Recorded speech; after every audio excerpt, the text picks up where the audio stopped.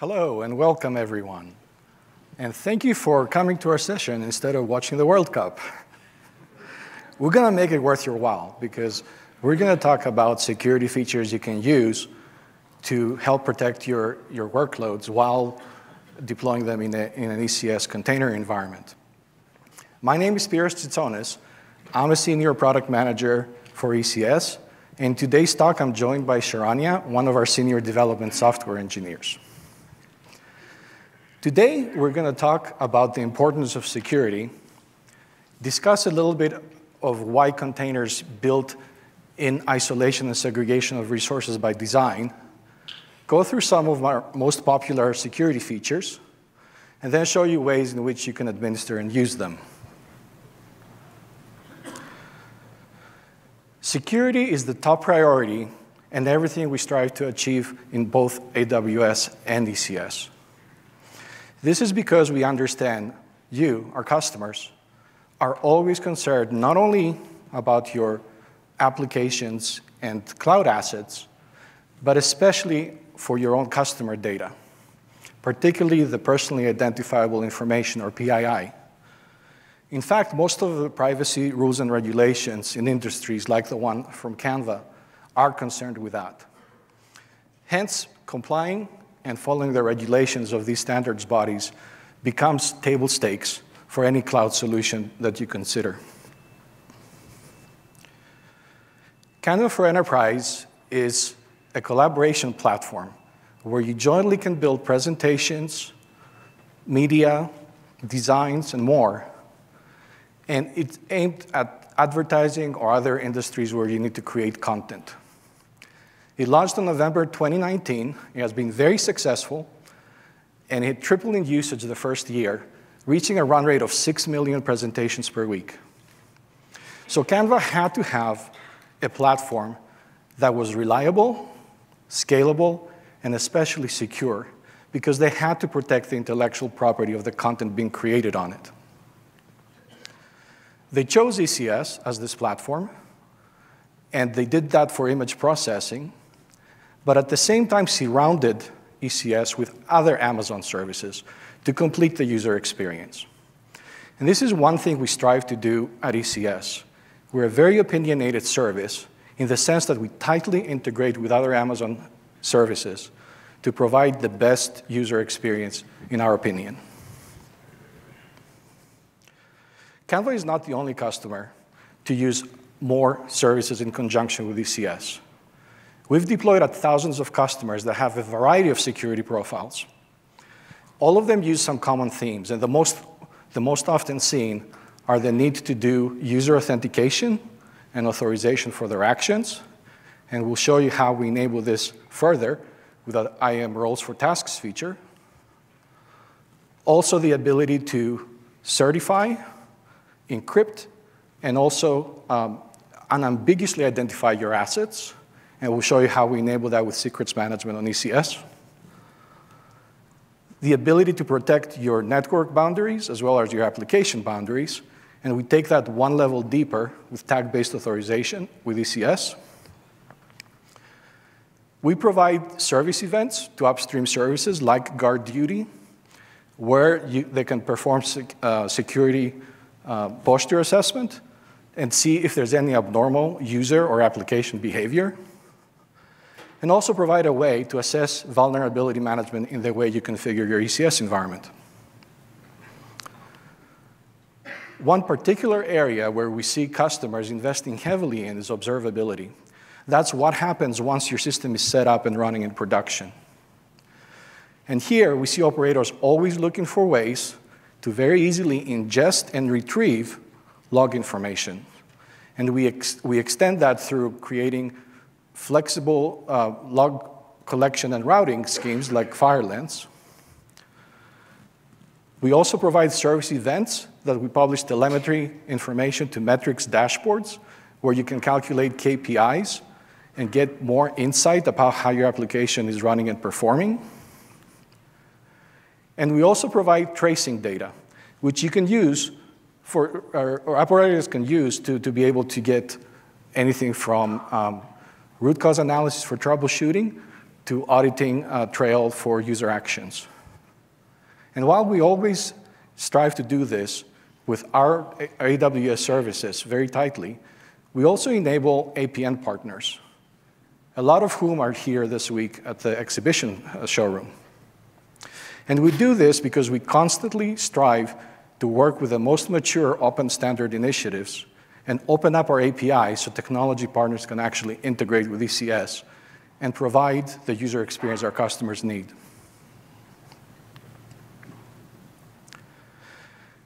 AWS follows a shared responsibility model when it comes to security.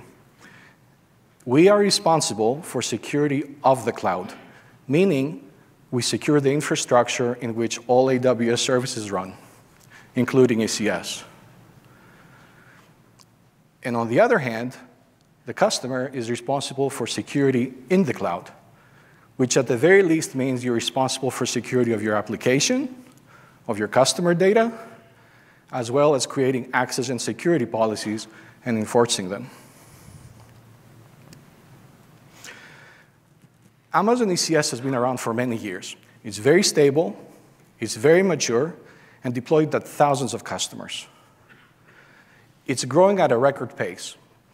And this is not only because the world is moving from on-prem migration to the cloud, but also because our customers find the benefits of moving their applications over to a containerized environment. That would not have been possible if we weren't able to comply with all the major regulatory standards. And this is something we take advantage because we mirror the certification process of EC2 and continuously evolve as the regulatory standards evolve. We use third-party auditors to periodically verify and assess the effectiveness of our AWS compliance programs.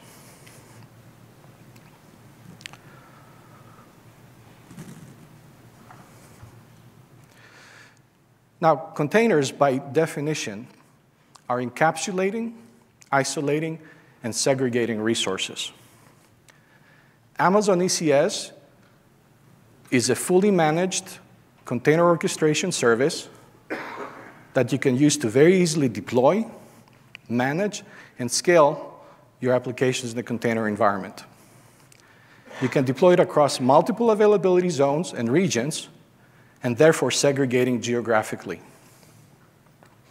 ECS can be delivered in two ways: in managing EC2 instance, like what is shown here, as well as in a serverless mode called Fargate.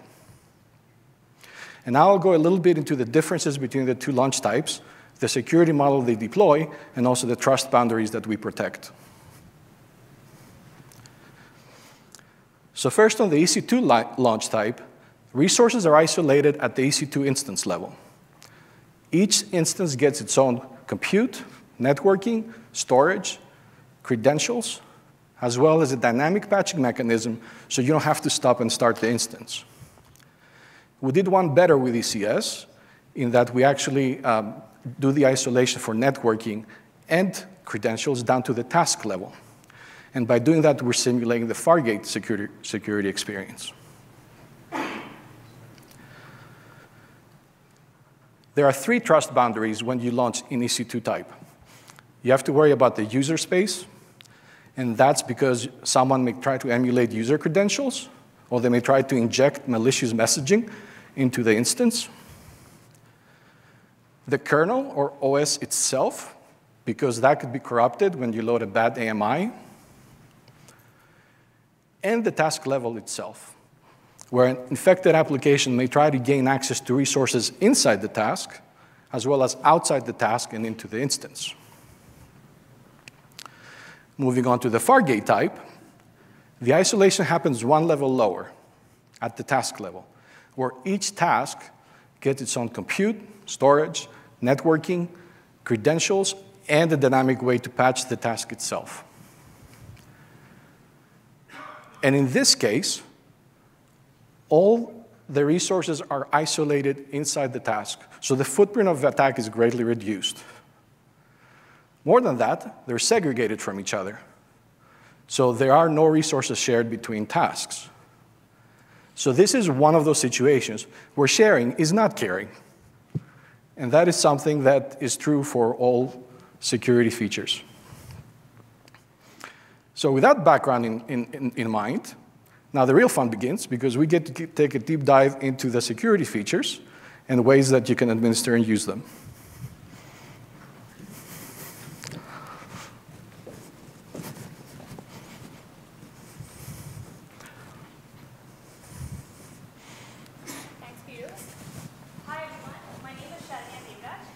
Software engineer with ECS. I'll be walking you through the different available ECS security features and see how you can leverage them to run secure applications. Great, so let's start with the ECS architecture. Brush up on some of the critical components of ECS and further drill down into each one of them to understand their security postures. So the first is compute or infrastructure level. So if you run EC2 or external launch type workloads, then you as the customer owns the compute. For example, it could be your EC2 instances, or bring your own on-prem instances, which we call the external launch type. In Fargate, the compute is owned by AWS. For example, the Firecracker micro VMs, which run your Fargate tasks. Next is container runtime. This is a component that sits just above the operating system level. It is responsible for managing your container's lifecycle by interacting with the kernel by calling their APIs. ECS agent is a software component that is managed by ECS. And if you run EC2 or external workloads, then this component runs on your container instances. It is responsible for connecting to your ECS clusters, receiving instructions from the ECS backend service to run your applications on the compute. It also interacts with the container runtime to create, stop, start your containers, and so on. So the different security features at this level include the level of compute isolation for the different launch types, what kind of patching capabilities we have in each one of them, and if you run EC2 workloads, then how can you secure the compute itself using different network and permissions configuration?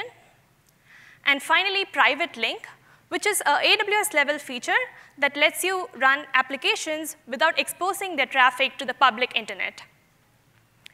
And we'll specifically learn about the features highlighted in the list in the later section of the talk. Task is a critical component of ECS that runs your applications and services. It is a logical collection of containers, and it is an instantiation of the ECS task definition that you create. A task can either be run standalone or as part of ECS service, which runs multiple copies of your tasks. The different security capabilities here are IAM role for tasks. How can we have secure storage isolation in different launch types?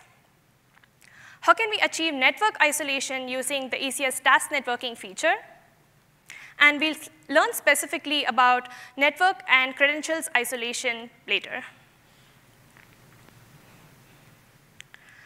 A container is a standard unit of software that packages up your code and all of its dependencies so your application can run reliably from one computing environment to another. So here, the features include the different container runtime options, such as Linux capabilities, ulimits, user options, the different container image level security features, such as image scanning, image pruning, image signing, and finally, we learn how you can pass in secrets to your containers. Finally, it's the application itself, which runs your core business logic. For example, it could be a web server, or it could even be sidecars that you can use for log routing and monitoring.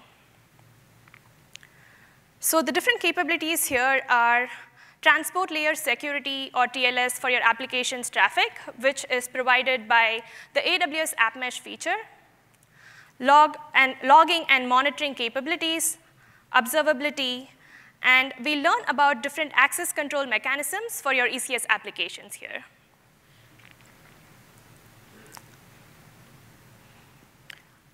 All right, so in this section, we will consider different use cases for which you can leverage some of the previously mentioned ECS security features to run secure workloads. I'll be walking you through 6 different use cases through the eyes of 3 different personas, namely DevOps engineer, cloud architect, and application developer.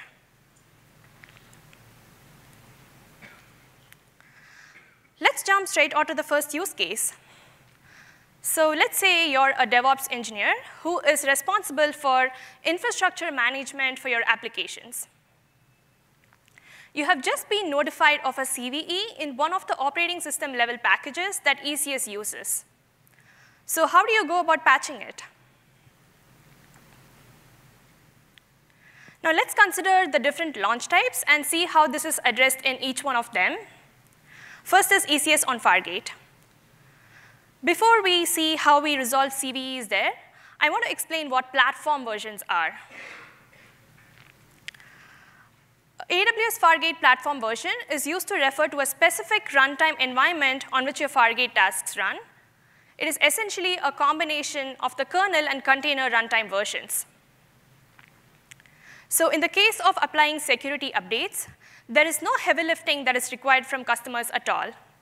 This is because AWS Fargate just does it for you behind the scenes. And this is seen in the form of platform version upgrades. So let's say your Fargate tasks are running on an infrastructure which has security vulnerabilities. Then Fargate sends a task termination notification to your AWS Health dashboard and to your email. So let's say that service is running as part of an ECS service. Then after the retirement date, ECS scheduler stops that task and starts a replacement task in place of that in one of the updated platform versions. And if your task is run standalone, then if you do not take any action by the retirement date, then Fargate just stops the task for you. So as you can see, this removes the pain of infrastructure management, especially in the case of security events. Next is ECS on EC2 launch type. So ECS releases patched AMIs or Amazon Mission images, which contain the updated kernel, container runtime, and ECS agent versions, which have the security patches. Next, you as infrastructure operator would then go and update your ECS cluster to use the latest ECS AMIs. So let's see how you can do that. So each time an AMI update is done, the latest ECS AMI ID is updated as part of these SSM parameters. Now you can leverage this to update your ECS fleet with the latest AMIs. So let's say you do not want to recycle the instances as part of your ECS cluster, then you can even perform in-place updates. So most of the ECS AMIs come packaged with SSM agent, and you can leverage that to run remote commands on, say, your Linux instances to update only the specific packages to quickly patch them. Another option is to use ECS autoscaling or the capacity providers feature. This leverages EC2's autoscaling to launch only the instances when needed for running your ECS tasks as part of the ECS cluster. So you can use this feature to launch the latest AMIs, so it comes with the latest security updates as well. You can even perform rolling ECS AMI updates by using this feature. For example, you can slowly deploy your tasks to a new capacity provider with the patched instances, or you can deploy all your tasks at once by flipping over to a new capacity provider, which brings in the latest AMIs. So we have an AWS blog post that talks in detail about how you could do this, and we have linked it in the references section of this talk. And finally, if you run custom AMIs or ECS on external, which is your on-prem instances, then you as the infrastructure operator is responsible for bringing in all the security updates and patches. So this is a quick recap of what we saw. So as you can see, ECS on Fargate is the least hands-on experience when it comes to infrastructure management, followed by ECS on EC2, and finally your custom AMIs or ECS on external, where you're responsible for patching the updates. So next use case is, so you're an application developer, and you want to provide fine-grained permissions to your applications and services. You want to make sure that one service does not accidentally or intentionally access data of another service. You also want to have a way to audit them and make sure that the right service accesses the right permissions for performing their necessary actions. So how can you do that with ECS today? So this is where IAM role for tasks feature comes into the picture. This is a mechanism for providing credentials isolation for your ECS tasks. So it is important to note that all the containers of the task share the same set of credentials, which means this isolation is at the task level. Now, these permissions are used by the containers of your task to call different AWS services APIs, for example, using SDK. So this feature is a much secure way of providing credentials to your ECS tasks and services instead of providing them through environment variables in the form of plain text. Another feature is unauthorized tasks cannot access the credentials that belongs to other containers or tasks of ECS. You can use AWS CloudTrail logs to find out about the different IAM role access patterns using the task ID or the task ARN, which we use as part of the logging. So now let's consider an example where there are two different ECS services, and they want to access different AWS services. For example, the task 1 of service 1 wants to access AWS Systems Manager for accessing certain parameters for its operations. Task 2 of service 2 wants to read and write to S3 buckets. So how can we achieve this with IAM role? So on the left, you see task 1's IAM role policy. Here, we allow task 1 of service 1 to perform actions such as describe parameters and get parameters of SSM. And you can even constrain the resource to the exact parameter that you want the task to access. On the right, we see the task 2's IAM role policy.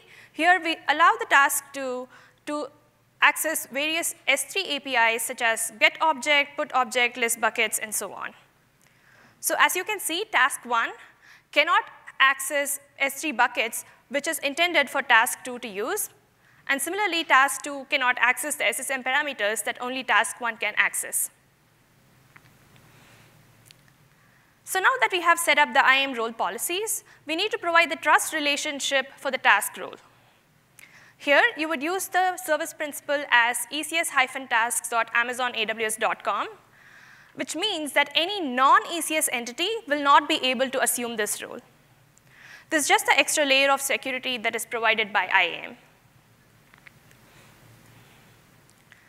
So in order to provide the credentials to the containers finally, you would use the task role field of ECS task definition and provide the IAM role ARN that we created in the previous step. And once you do this, ECS automatically supplies these credentials to the task's containers. So as a recap, this feature is supported across all launch types, and ECS integrates with IAM to provide credentials isolations for your ECS tasks and services. So not all tasks need to share the same role policy. You can provide fine-grained access permissions depending on what operations your services or applications need to perform.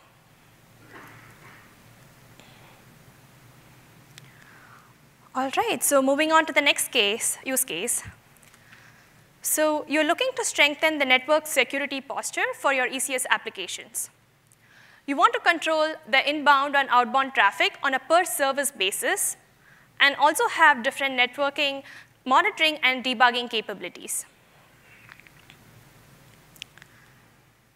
So the task networking feature provides network isolation for your ECS tasks. What it does is, the networking feature provides similar networking properties to your ECS tasks as Amazon EC2 instances. So here in the example, we can see that the compute has its own primary host network interface, and the task that is running on the compute has its own ENI or elastic network interface.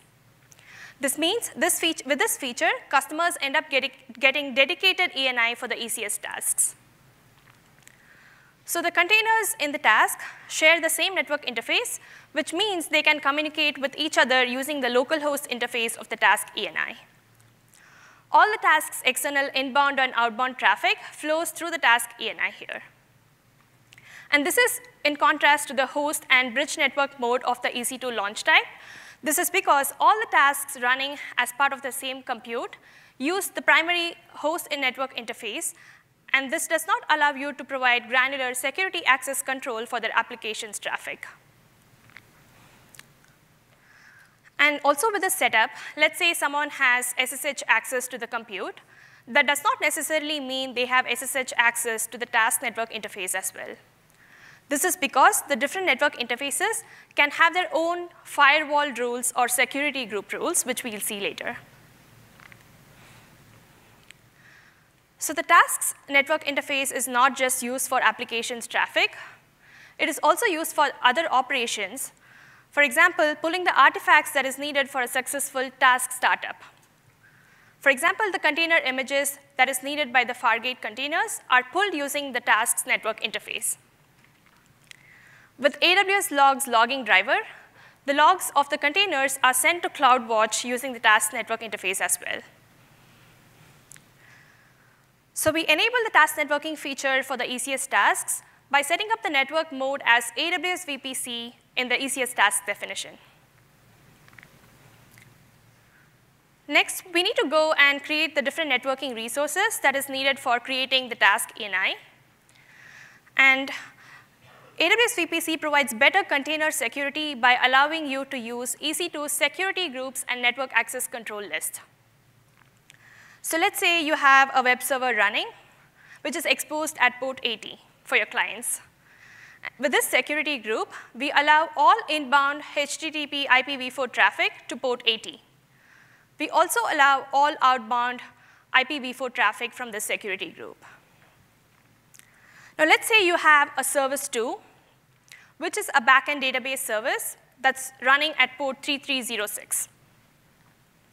Now with this security group, the inbound rule indicates that you allow all TCP traffic to port 3306 that is originating from the source SG3678, which is nothing but the security group of the web server application that we created previously.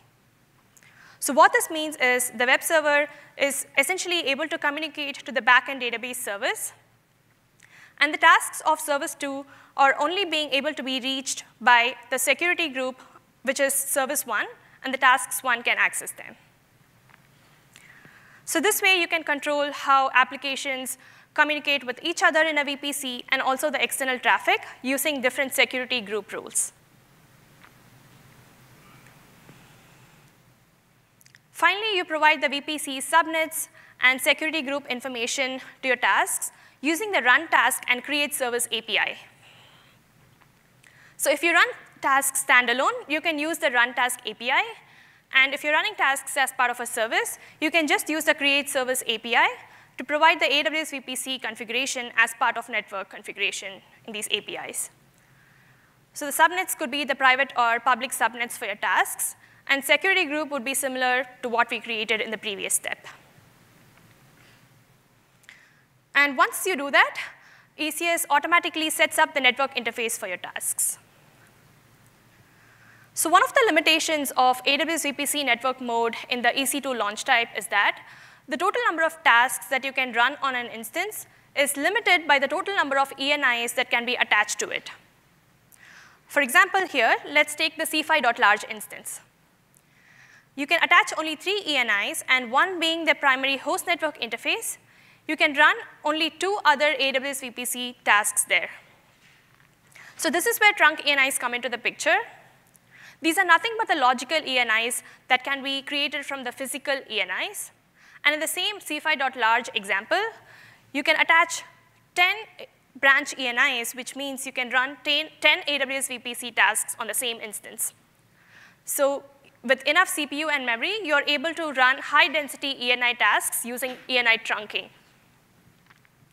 So one other advantage of trunk ENIs is that you can configure the VPC CNI to provide IP address range to the tasks that is different from the host. The ranges do not need to overlap with each other, and you do not need to worry about your tasks taking up too many IPv4 addresses, not leaving enough for your ECS instances. And you can enable ENI trunking using the ECS account level setting called AWS VPC trunking. So as I mentioned before, you can leverage the EC2's networking properties for your ECS tasks using this feature, which means you can use the AWS VPC flow logs for audit with this feature. VPC flow logs enable you to monitor the inbound and outbound traffic from the task's network interface. You can also enable VPC flow logs for all of the VPCs in your account using AWS config rules and Lambda, and this is in an AWS blog post as well that is in the references section. So I want to show you an example VPC flow log here. What this means is the SSH traffic to port 22 that is coming to the ENI that is highlighted here, belonging to the account, was rejected. This is because the security group rules do not allow SSH or port 22 traffic to this ENI. So this is a quick recap. So this feature is supported on ECS, on Fargate, and EC2 launch types. And you can leverage some of the powerful EC2's features with your ECS tasks as well with this capability. All right, so let's consider the next use case. You're an application developer, and you want to provide some confidential information to your containers, for example, database passwords. So how can you do that securely with ECS? Passing in sensitive data in the form of plain text has its own security implications because it is easily discoverable through console or through different read APIs, such as describe tasks and describe task definitions. So this is where you can use the container secrets feature. You can store these secrets in AWS Systems Manager Parameter Store or AWS Secrets Manager, and then reference these secrets as part of the ECS task definition. So when you reference them, you can use the full contents of a secret. You can use a specific key of a secret or a specific version of a secret as well. And this would limit what kind of sensitive information you're exposing to the containers. So there are two ways to inject the secrets to the containers.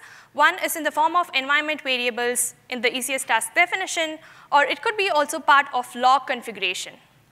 So what this means, if you're using Splunk logging driver, for example, then you can provide the Splunk tokens using the container secrets feature.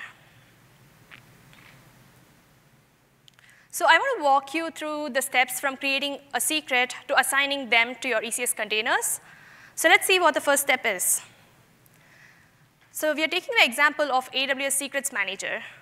And here, I'm calling this create secret API of Secrets Manager. I'm setting the secret name as admin, and secret string is nothing but list of secret key value pairs in the form of JSON. So the secret key user has a value admin, and the password key has a value, for example, test password. Not the best password, but as an example.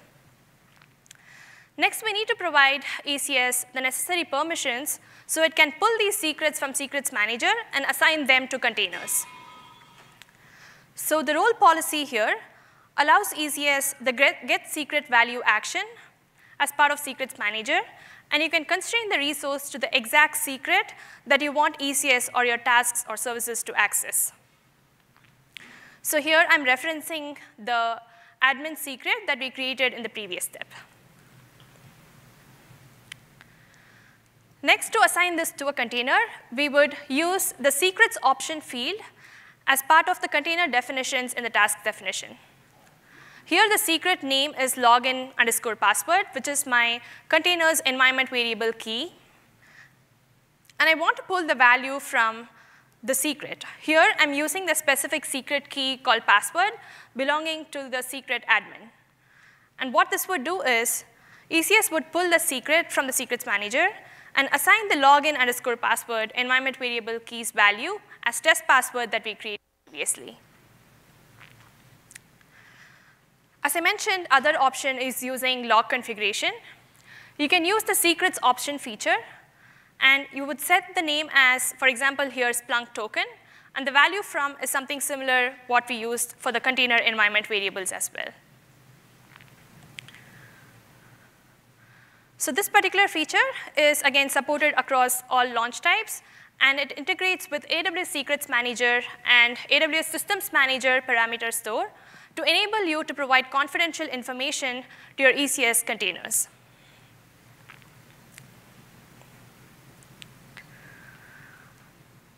Moving on to the next use case. You do not want to run your containers in privileged mode, but you do want to provide some elevated privileges to them so they can perform certain actions on the host. For example, you want your containers to modify IP tables rules on the host. How can you do that securely without using privileged mode? With privileged mode, the container is given elevated privileges on the host container instance, which is similar to a root user. So we definitely recommend against running your containers in privileged mode because they can run all sorts of network and system administration operations on the host. Instead, in most cases, you should be able to provide the exact permissions that is needed for your container processes. And this is where Linux capabilities come into the picture. Linux capabilities enable you to provide fine-grained permissions to your container processes. And this does not grant root access to your containers. With EC2 and external launch type, you can add and drop all the available Linux capabilities to your containers. And AWS Fargate just permits you to add the sysptrace Linux capability. So what this capability does is lets you trace the different system calls made by the container processes on the kernel. And we have also heard from multiple customers that this has been a compliance requirement for their organizations.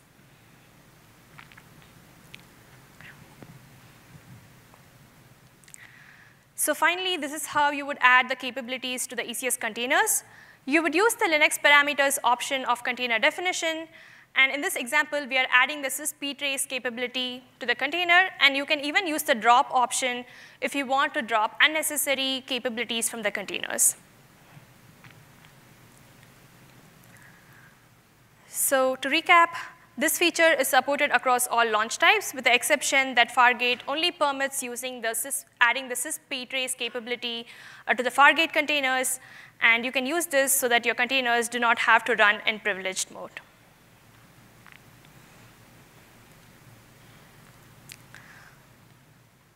All right, so for the final use case is, you're a cloud architect, and you just joined your organization.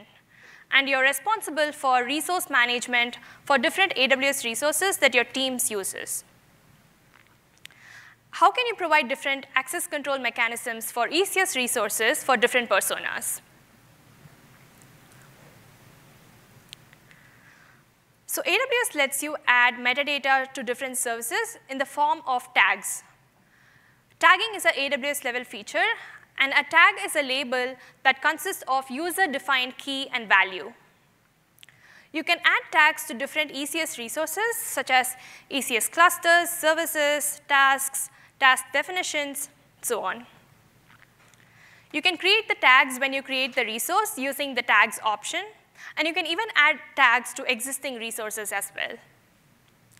So one good thing about tagging feature is IAM condition keys let you add tags to it, and this means you can have greater access control using permissions and policies. So now let's see how you can do that. So on the left, you see the IAM role policy for different ECS operations. One is create cluster, and other is delete cluster. In the create cluster, we see there is a condition key called AWS tag keys, and we are using the value, say, dev test. What this means is any user that is assuming this policy will be able to only create clusters with tags dev test in them. And similarly for delete cluster, the condition key has ECS resource tag as dev test. So let's see how this translates into a real world example. Let's say you have an intern that just joined your organization and wants to play around with clusters, services, and different ECS resources. Now, you create a user called, say, dev tester using the policy that is mentioned here. And now they try to create a cluster called test app, and they're using the tags with key as dev test in it. And then they're trying to query the status of the cluster. So what would be the response of this? This would return active, which means the cluster was successfully created because the policy allows them to do so with the tag key dev test in it. So everything is happy and good in the world until the intern is trying to create a cluster with the tag key prod in it, trying to test your security of your systems. So the response for this would be, we would explicitly throw an access denied exception because our policy does not allow them to do so with any tag key other than dev test. Next, let's quickly run through an example with delete cluster as well. They're trying to delete the cluster test app that they created and querying for the status. And here we return a value inactive, which means the cluster was successfully deleted. The policy allows them to delete the cluster because we have the dev test tag key associated with it. But then if they try to delete a cluster called prod app, and this does not have the dev test tag key to it, so as expected, this would not allow them to do so. So as you can see, you can protect the different prod resources from accidentally being deleted or even intentionally, as the intern is trying to do, and you can protect it using the tags feature. So we saw examples of create and delete APIs. You can use the same tag keys for other read APIs as well in ECS. I'm taking an example of describe tasks here. And the condition here says that the ECS resource tag must be dev test again. Let's take the same intern story, and the intern is trying to describe the task that is running as part of the cluster test app, and they're trying to query the tags that is associated with the tasks. So this is the task that they created with the tags that's necessary. So the response would be, we return the list of the tags that is associated with the task.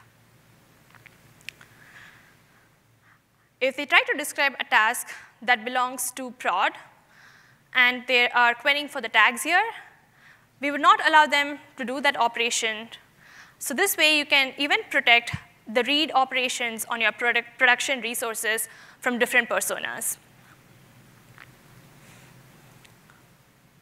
So as a quick recap, we support the tagging feature across all launch types.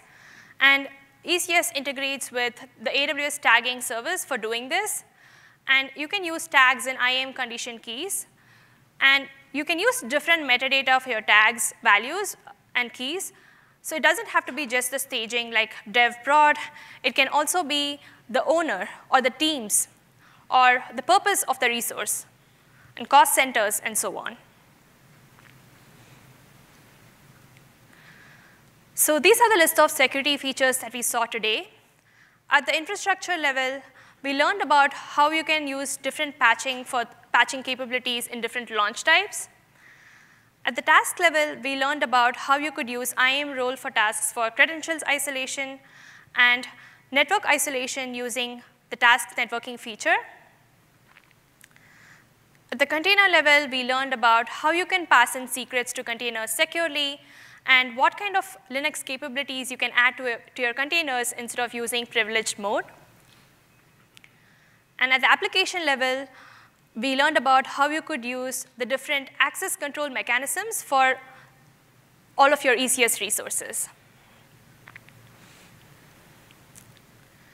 So these are the key takeaways we want to leave with you today.